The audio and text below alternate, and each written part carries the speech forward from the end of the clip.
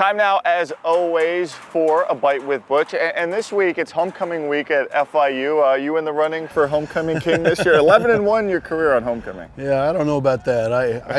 I'm up for one of the players on the team. They can be the king. We'll let James Morgan be it. Okay, yeah, because quarterbacks always get the homecoming king. Yeah, maybe they get the queen later on. Maybe. Get a chance to marry the queen. All right, not bad. All right, this week you got Charlotte coming up, and I want to take a quick look back to his last game against UMass. A guy who seems like he's been here forever, Maurice Alexander, had a huge punt return. What's it like having a weapon like that in your arsenal who can just flip the field in one play? You know what? I mean, obviously he's electric, and we made a statement with him last year that we weren't doing a very good job on punt return. And it's like, you know what, guys? We've got one of the best punt return guys, but we're not doing a good job with the holdups, with the walls, with all the double jams and stuff. And so we put a lot of effort last year into it, and we saw the benefits that, you know, Maurice at one point was leading the nation in punt returns until he didn't have enough to qualify at the end of the year. But same thing this year. If we give him opportunities, you know, he can change field position. He may not always score a touchdown, but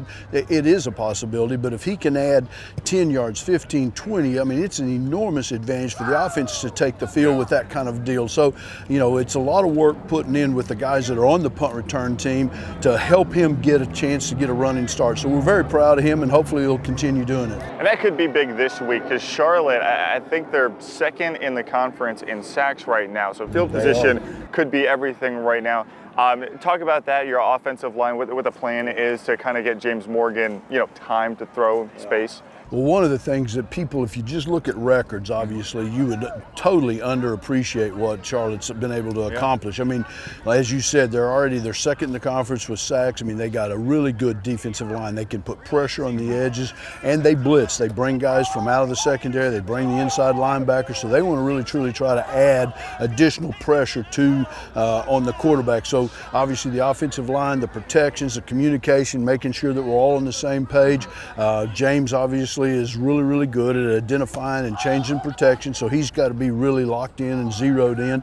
And if you take a look on the flip side of it, you know, the way in which they try to play, they really, truly try to give you a lot of negative, bad plays on defense, and on the offensive side, they want to run the football. They run the ball very well. They have got two really, really good running backs. These guys are, even if you want to go and take a look at like Clemson, who has had a great defense over the last decade, you know, they had 10 to 15 runs over 10 yards against Clemson.